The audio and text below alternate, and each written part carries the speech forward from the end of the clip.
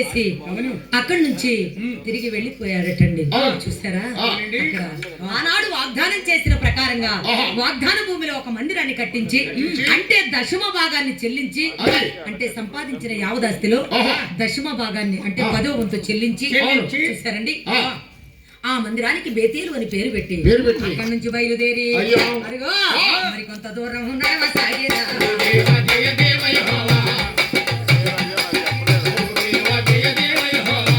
పరుగున తరలి వెళ్ళేరా.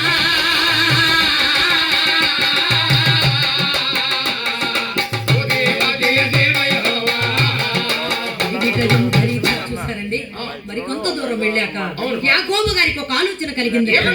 నేను ఆనాడు నా అన్నయ్యను మోసం చేసి వచ్చాను, నా పైన కోపం ఉందో లేదో తెలుసుకోవాలని చెప్పి అదిగో పెద్దవాళ్ళని 10 మంది కుమారులను పంపగా, నాకంటే పెద్దవాడు నా అన్నయ్య, ఎర్రగా ఉంటాడు, 6 అడుగుల ఆజానుబాహు, మెడపైన ఖడ్గం ఉంటుంది, చూసారని అరణ్య ప్రాంతంలో పట్టు తేనెలకై సంచరిస్తూ ఉంటాడు, అదిగో ఒళ్ళంతా దట్టమైన రోమముతో నిండి ఉంటాడు, నాకంటే పెద్దవాడు, పేరు వేసావు.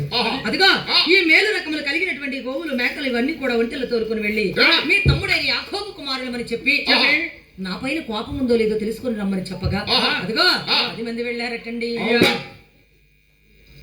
చెప్పండి, మైక్ ఆన్ చేశారు, నీకెందుకురా, నేను తర్వాత చెప్తా. అట్ట కాదు మరి ఏడు పెట్టుకొని ఉప్పు అంటే మరి ఏంటి, ఈసారి నువ్వే ఉప్పు. ఎవరు బాబు, ఏమండి, ఎవరు బాబు, మీ పేరేంటండి, మీకెవరు కావాలయ్యా? మాకు ఏషావు కావాలండి. అంటే మీరు తమ్ముడే బగ్గు బగ్గున మండి పడుతున్నాడటండి. యాకోబు కుమారుల, నా తమ్ముడు కుమారుల. మీరెవరు? నేనేనయ్యా మీరు వెతుకుతున్న ఏసావుని. బద్నానా బద్నానా బద్దం మీద బద్నానా కుమారులారా, బగ్గు బగ్గున మండి పడుతుంటే కుమారులంతా కూడా గడగడగడ వణికిపోతున్నారటండి.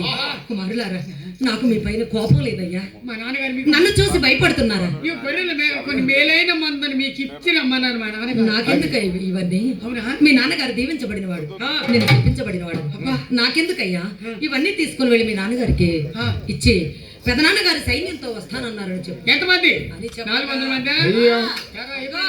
అయ్యయ్యో దేవా, కుమారులు 10 మంది వచ్చి నాన్న పెదనాన్నగారిని అయితే కలిసాము కానీ సైన్యంతో వస్తానన్నారు నాన్నని చెప్పగా, దేవా నా అన్నయ్యకి ఇంకా నా పైన కోపం పోలేదు తండ్రి, నా అన్నయ్యకి నా పైన కోపం పోలేదు దేవా.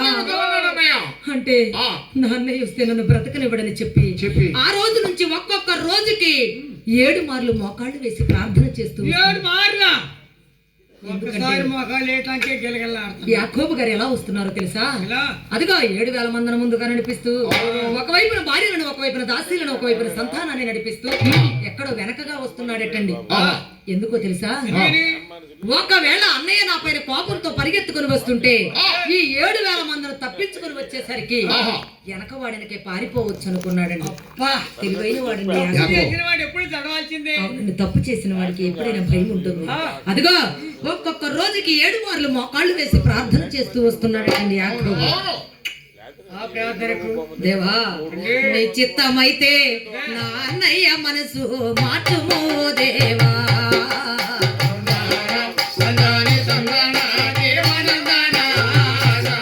నీ చిత్తమైతే నా అన్నయ్య మనసు మార్చుమో దేవా.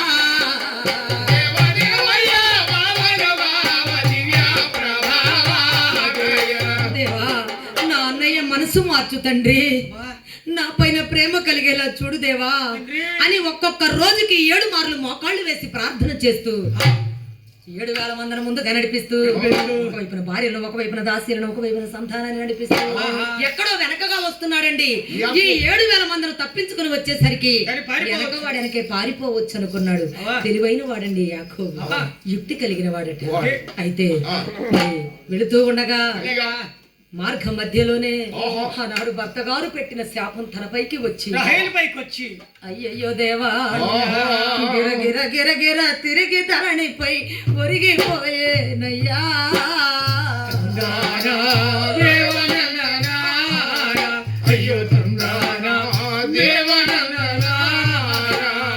గిర గిర గిర గిర గిర తిరిగి ధరణిపై ఒరిగిపోయేనయ్యా.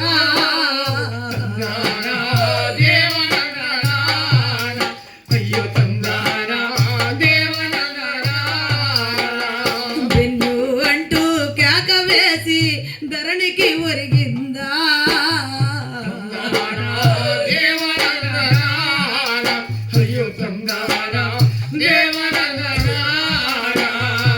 అయ్యో దైవమా, ఆనాడు భర్త గారు పెట్టిన శాపం తన పైకి వచ్చి బెనోని అని కేక వేసి ఒక బిడ్డకు జన్మనిచ్చి తన ప్రాణం విడిచిందండి రాహేలు. అవునండి. ఎందుకంటే 14 సంవత్సరాలు కొలువు చేసి పెళ్లి చేసుకున్నాడండి. అతిగా ప్రేమించాడండి యాకోబుని.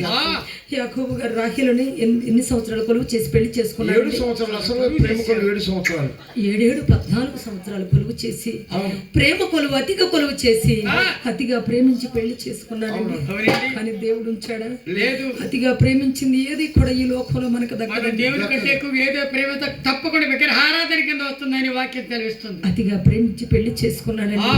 అయ్యో రాహేలు 14 సంవత్సరాలు కొలువు చేసి పెళ్లి చేసుకున్నానమ్మా, నన్ను అన్యాయం చేసి వెళ్ళిపోయావా రాహేలు అంటూ ఘోరంగా దుఃఖిస్తున్నాడటండి. గుండెలు బాదుకుంటూ కేకలు వేస్తూ ఏడుస్తున్నాడటండి యాకోబు.